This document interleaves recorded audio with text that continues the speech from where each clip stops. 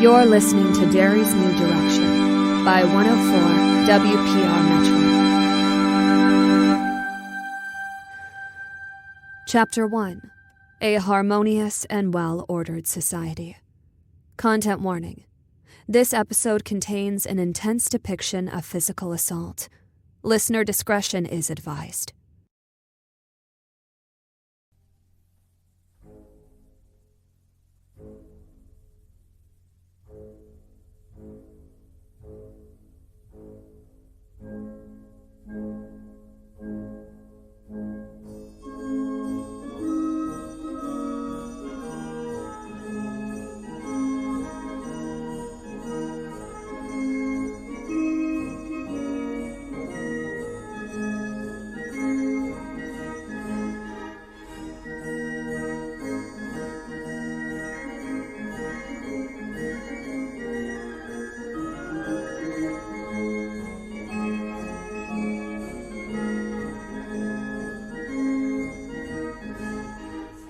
Greetings, ladies and gentlemen. We here at 104 WPR Metro joyfully announce that today will forever have a place in the annals of history. After 3 years of brutal conflict in the Strait of Taiwan, officials from both the People's Republic of China and the United States of America have agreed to a complete cessation of hostilities. The announcement of armistice comes in the wake of historic protests and general strikes in Beijing and Hong Kong, as well as Washington and New York. Dignitaries from both countries have agreed to a summit in Geneva this coming August to celebrate the 100th anniversary of the end of World War II, when the two superpowers last stood together against the forces of fascism. 104 WPR Metro affiliates in New York have commissioned the following radio play to commemorate the occasion. Our story begins in the distant future, thousands of years from now. Humanity has annihilated itself through war. The only survivors are a small band aboard an experimental faster-than-light generation ship. Somewhere in the depths of space, the remains of humanity surge on.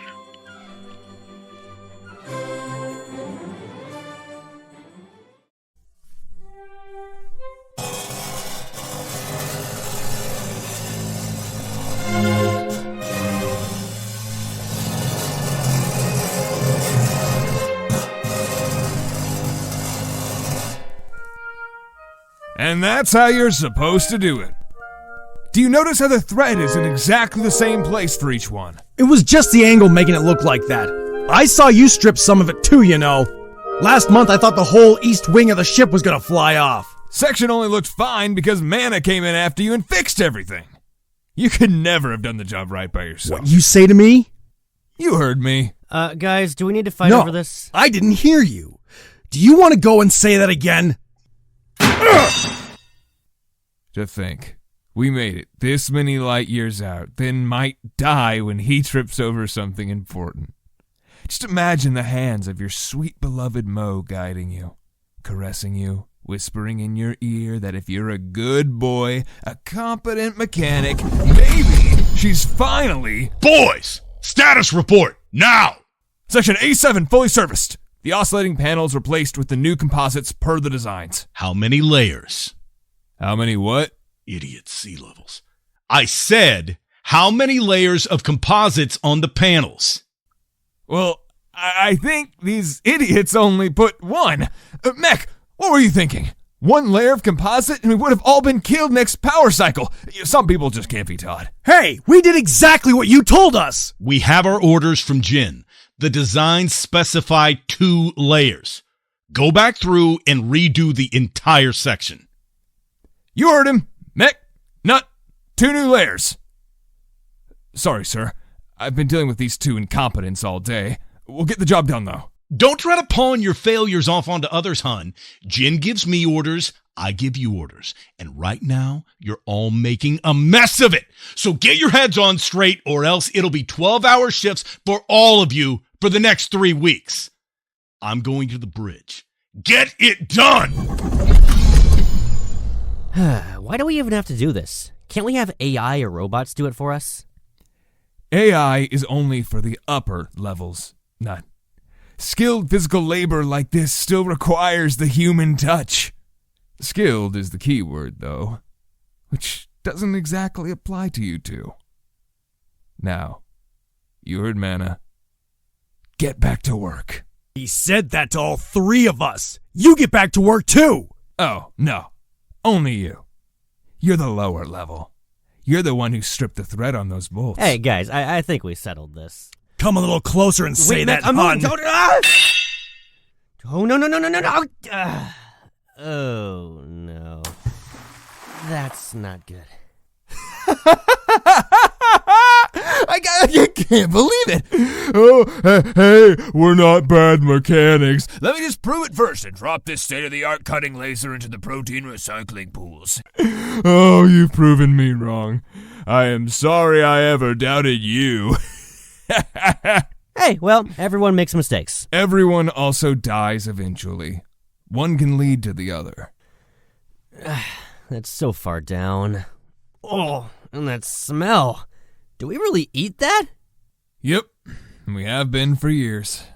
In the front, out the bottom, through the tubes, back in the front. Not so appetizing before oxygenation and reculturing, is it? Oh, no, it is not. We don't have to go get that, do we? No, we don't. That's why we have the D levels. Someone even lower and more pathetic than you, hard as that is to believe. That one, Janitor Jan, that mangy girl with the greasy black hair, yeah, I bet she relaxes in those protein pools the way the C-level girls relax in the mineral baths. Ooh, can we message the D levels to retrieve it? Yeah, I'll patch into the console. And tell her to wipe off all the slime. And just leave it outside the equipment bay. Don't go inside tracking in muck and stinking everything up. Will do. Now, you get to finish changing these panels. Oh, just us? You won't help? Yep, both of you. Because otherwise, I'll tell Mana and Jin you just dumped one of the best cutting lasers into a hot pool of liquid protein shit. Well... I'm patching into the A-level deck now. All right! I'll do it. Have fun, you two. I'm off to see what Mo is up to.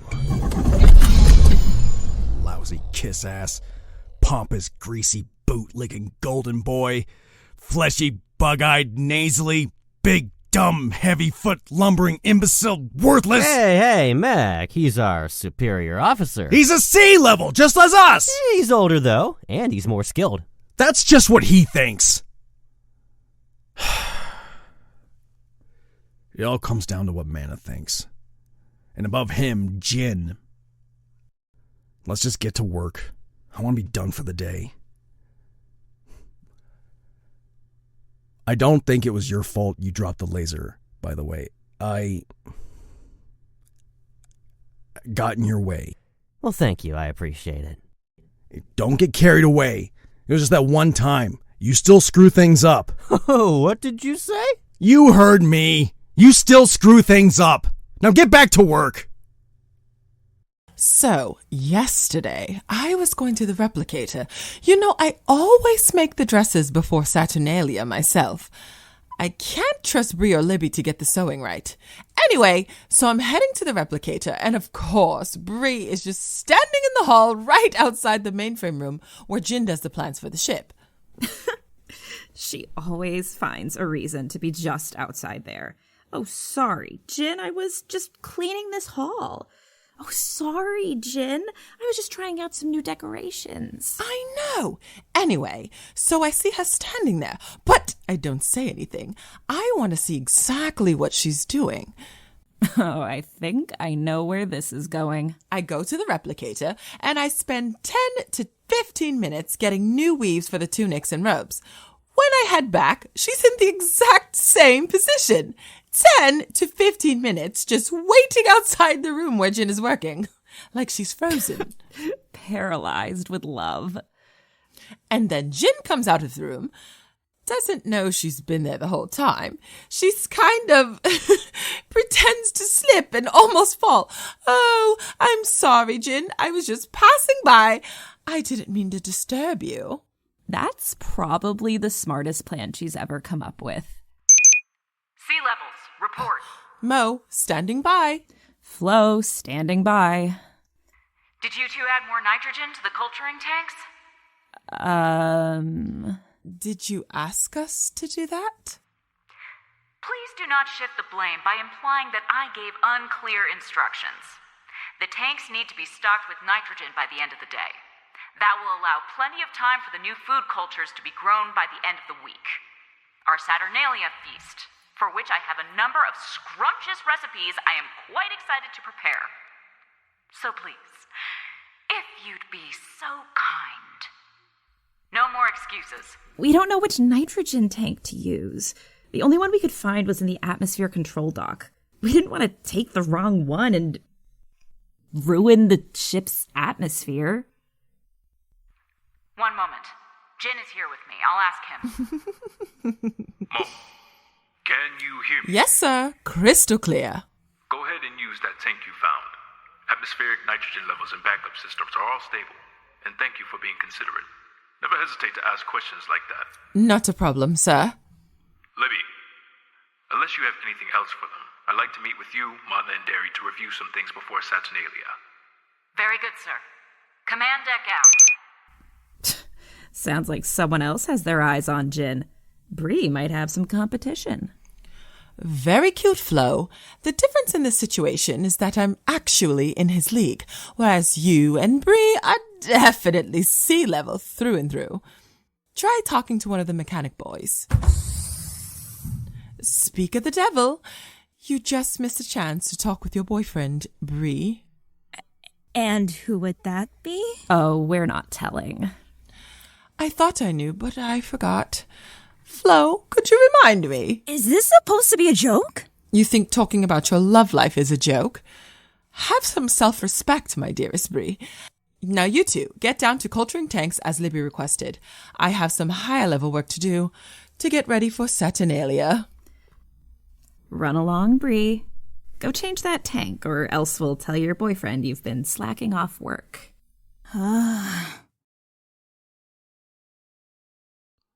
Well, another Saturnalia ready to go in the books. How many does this make for you, Libby? Well, 10 as a B level. And then before that, 15 as a C. So 25 in total since I came of age. Do you know which one was your favorite? Well, Jin's first Saturnalia was quite funny. His test scores were so high, he started as an A level only as a teenager. The part where he had to serve the other guests, he kept dropping plates and knocking over glasses. Oh, poor thing. The waiter's coat was far too big for him. It was rather adorable, I must say. I remember that one. He was a cute kid, no doubt about it. What about you? Oh, you wouldn't remember it.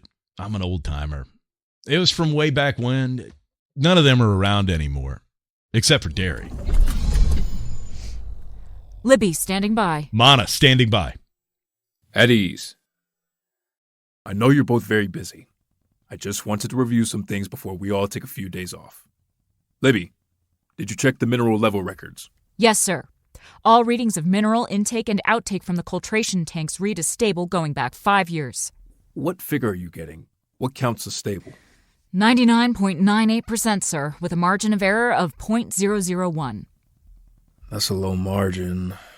But on a long enough timeline, inefficiencies will add up. We'll continue with the festival food preparations as before.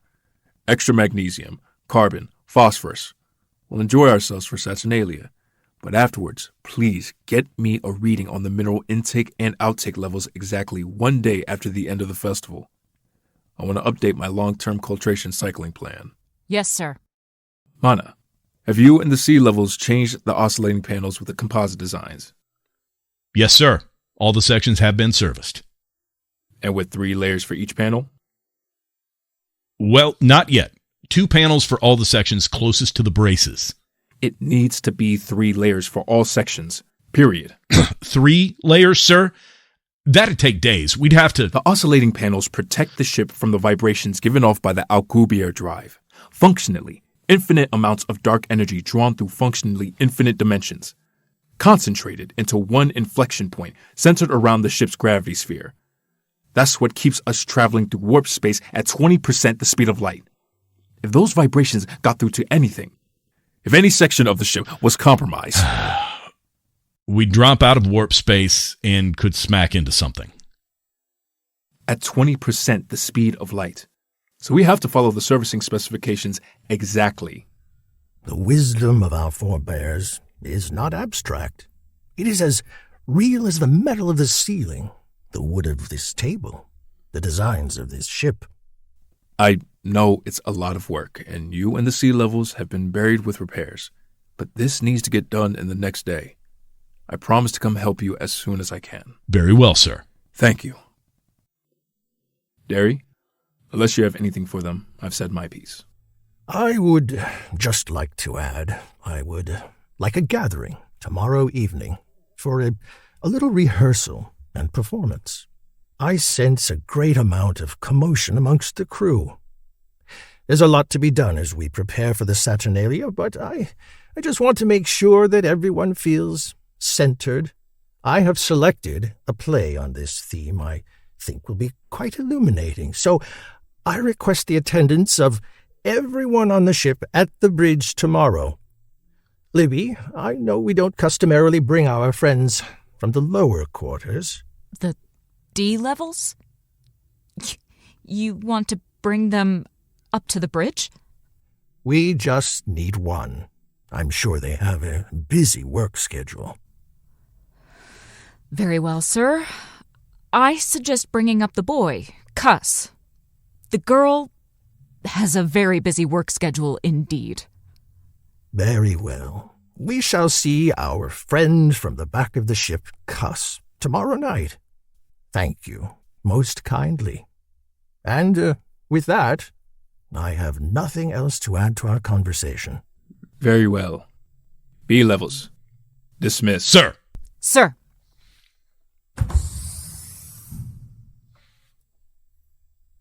You didn't have to offer them help. They should understand their roles can be demanding sometimes. There are lots of plates to weld. I know how to do the job quickly. They'll have some long nights ahead of them if I don't help. Then long nights are sometimes what the mission requires. To understand the significance of their task is to understand that it transcends their comfort. I don't mean to override you, of course. By all means, help them, if it suits you. I just hope we're careful about instilling the right virtues. I'm aware. I just want things to be sustainable in the long run. The ship parts all running without breaking. The crew members all running without breaking. To think how easily we could just evaporate. God knows how many light years away from Earth, in the middle of space. Leadership can be quite a burden. Well, the others would relieve me of it if they had the chance. That chance will never come. They see the prestige of your position, but not the responsibility. You seem troubled as of late. May I ask what bothers you? It seems to be something beyond a normal amount of stress. Do you see out the bridge windows? Out into space? I do. And what do you see? The blackness of the interstellar medium. The distant pinpoints of stars. It's exactly the same starry sky it's always been. Ever since I was a child, every single star, every single constellation has remained in the exact same spot. Long ago, I have no idea how long, this ship was humanity's last gasp. Just before the final antimatter attacks destroyed Earth's atmosphere, this ship traveled to a gravity well between Saturn and Jupiter. An antimatter reactor the size of Iceland fired, activating the Alcubierre drive, pouring dark energy in through countless dimensions, and launching the ship into warp space, where it's been ever since. This night sky is what could be seen in the ship's atmosphere the exact moment it went through the warp.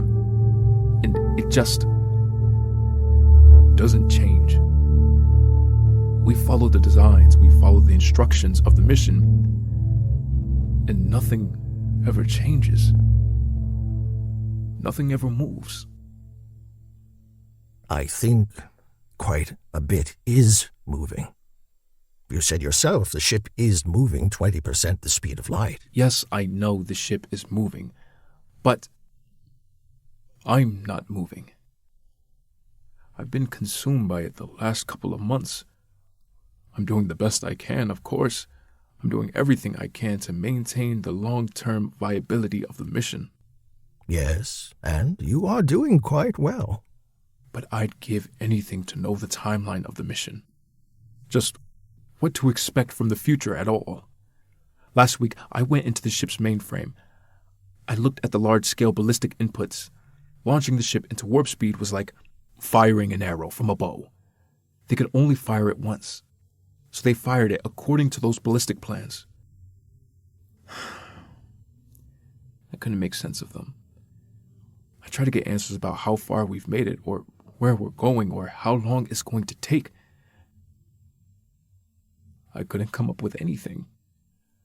Hours and hours of studying, and just like those stars out the window. I'm exactly where I was when I started. It saddens me to see you torment yourself in this manner. You're very brilliant, Jin, the finest mind of our community. If you can't solve this riddle, who amongst us could? Something tells me it's not that. I'm missing something. You are of the age where you are seeking answers, exploring frontiers. It is as all young men are. But every man comes to the point of his limitations. He is damned when he keeps pushing, anyway, past his strength. But he is saved when he turns back and sees the acceptance of the community he once sought to leave. I never said I wanted to leave the community. You want to find a place outside the mission. A place for yourself. And I caution you, Jin. That line of thinking can be dangerous. We must trust the wisdom of our predecessors, the mission, our roles within it, the cycles of our lives. Only faith in the project that's been handed down to us can redeem us. I know you are very busy with your work, but I sincerely hope you'll attend the play. The theme at the heart of the play is very instructive, I believe, especially regarding the crisis from which you are currently suffering. I'll be there. Good. I look forward to an enlightening evening for everyone. Is this gonna take long? My feet are killing me. Shut up, Mac. It'll be done when it's done. Easy to say when you're not the one doing all the drilling. Looking handsome there, boys. Grease and grime really go with your eyes. I'm really liking this look on Nut. He has this little boy playing in the mud thing going on. I like it. You like 'em looking dirty, Mo? Maybe try raising your standards just a bit? Raising my standards? Do you have someone in mind when you say that? All right, everyone, places. We'll be starting in 5 minutes. Here are your scripts. I did the courtesy of writing your names next to your parts so you know who's who. As soon as Jin and Derry get here, we'll begin. Do you think Mo meant what she said? Grease and grime make us look better? I don't know. Well, maybe she does. It shows how hard we've been working. Women love hard-working men. News to me. I thought they just liked someone higher ranked. Well, that's how you get higher ranked, is by working. Every day, nose to the grindstone. You can sleep when you're dead. This is pretty funny to listen to. Care to weigh in, ladies? What did they say? Speak up a little, fellas! Wanted the girls to weigh in with their opinions. Trapped on a starship for life. No escape from listening to boys talk. Bree, you dirty little rat. You've got something on your gown. Where? Down here by the hem. Let me get it out. Do I have to do everything for you? Attention! At ease. Thank you all for coming tonight. I know you've all had exhausting workloads as we get ready for Saturnalia. But, as a means of connecting emotionally and getting our community into harmony before the festival, Derry thought this little piece would be quite effective. I'll leave it to him. Derry? Thank you, Jin. I see on everyone the signs of toil and struggle. I see in your eyes the weariness and the hope for release. Tomorrow, we will all eat, drink, and be merry. You will all wear crowns for a night and have whatever you desire. But for tonight, I want you all to hold close the pain in your limbs. We are the last remnants of humanity. Our course is vast, our itinerary uncertain, our mission cosmic in its significance. There is no time for sloth or selfishness or discontent of the spirit. Our community is the body of the human race. Each limb, each organ, each function, you each are part of the greatest whole. For tonight, I picked a play from the archives I believed shows the importance of harmony within the community, and the danger of thinking one knows what's best, the danger of setting oneself aside from the body larger. Grand Old Supergiant is a rather light-hearted musing on this theme. The lieutenant of a ship becomes so pleased with himself, he begins to imagine himself a red supergiant, the greatest of stars. What becomes of this ingrate? Well, we'll have to wait and see. For this performance, we are fortunate enough to be joined by one of our friends. From the rear of the ship, Cuss the custodian, our humble caretaker, always helpful in the cleaning of the ship, eager now to join us in this expression of communal spirit.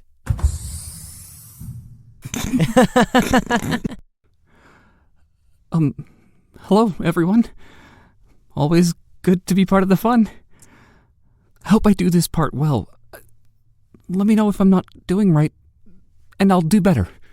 Looking great there, Cuss. Mo, did you make that costume? I did. You really outdid yourself. How much do you think the thing weighs?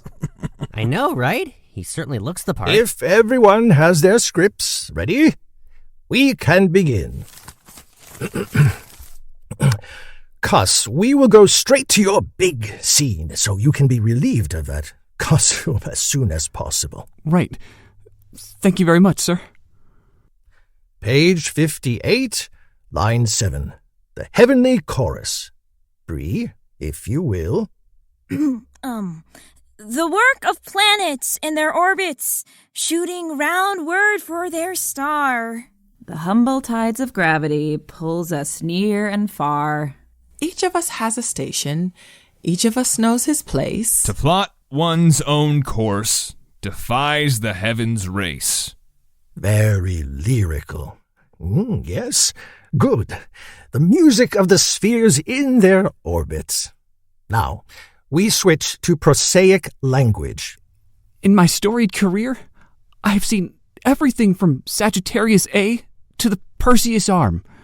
1,000 ships guided safely by my powers of wit and invention. So, as a matter of fact, I don't think I need to heed that summons from command. Sir, that was a direct order to stay clear of the gravity well. We're endangering the lives of thousands by entering it. Has command seen the glittering of the Corona Borealis Great Wall? Or the ghostly whites of neutrinos from a dying star? This is the fastest path to our destination. I will guide us safely. This gravity is nothing to me. I am far, far greater than it. Sir, we just got a mayday call from the lower levels. The gravity is too intense. The life support systems are breaking apart. We need to turn back. These lines require true terror, Mo. You're trapped in a tunnel collapsing all around you. This plea may be your character's last living speech. We need to cross through. We can make it. I can make it. Yes, I can barely see the end of my greatness. It would take light years to travel across this expanse. I am growing so great before it. This is no metaphor, Cuss. The character is actually growing into a super giant. It's too late for your character to stop the expansion of his ego. He is powerless before it now. I fuse rare elements within my supernova folds. I anchor constellations in the sky. I am truly at the center of everything. Bring in the prop table. That's right, directly in the center of the dais. Cuss, please, lay atop it. This should go rather smoothly. Even great supergiants must eventually die. Their gravity becomes so great, only a black hole can remain. Sir, what are you doing? The gravity readings are too high. The ship is breaking apart. Now for the best part. Everyone gather round. Are you comfortable? Cuss? I mean, grand old supergiant. Of course. Ready to get to the good part. Put your hands on his stomach and shoulders and push. Why isn't it breaking? Everyone push harder. On his legs, too. It's starting to crack. Stop the play. He's had enough. We're almost done. It's about to break. I said that's enough. You're hurting him. Come on. It's all in the roll, but... That's an order. Stop at once. You heard him. An order's an order. It's about to get good, too. Friends, it seems as though the play did its work of stirring the passions. Cuss, we thank you for bearing the pain of this role so that our community can bear witness to a moral lesson. You are excused for the day. Here, Cuss, come with me. Let's get you out of this costume. We'll get you some pain relievers and something for bruising.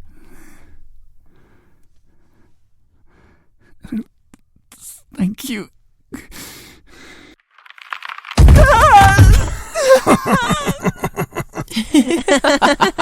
A fine conclusion to the evening. The great weight of ego breaks the armature of society. From the convincing performance of our lead actor, I hope you all can imagine the consequences of stepping outside of the community's bounds. Tomorrow will be a day of rest and enjoyment. I have no more lessons to impart. Sleep well, my friends. I am looking forward to a delightful Saturnalia. Hello? Can anyone hear me? I have an urgent message. Please respond on this frequency. Put me in touch with the bridge of the ship at once. I found something. Something unbelievable.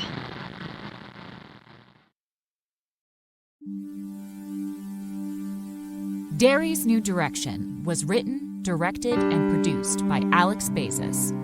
This episode featured Denzel Walker as Jin the engineer, Vincent Caruso as Derry the director, Emma Sherjarko as Libby the librarian, David Hines as Manna the manager, Jake Ellsworth as Hun the hunter, Sherry B. as Mo the mother, Alana Rose Lynch as Flo the flower, John Katona as Mech the mechanic, Michael Malconian as Nut the lugnut, Ariane Marchese as Bree the breeder, David A. Myers as Cuss the custodian, and Madison Mitz as Jan the janitor. Also featuring GM Hakim as the narrator and additional voices. Original music was written and performed by Alex Bezos.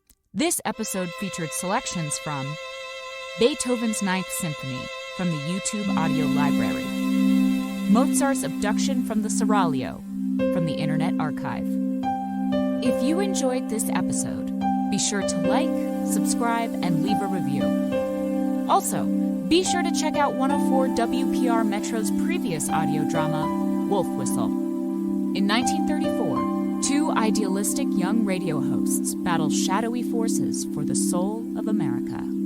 Available on Spotify, Apple Podcasts, and all other podcast platforms.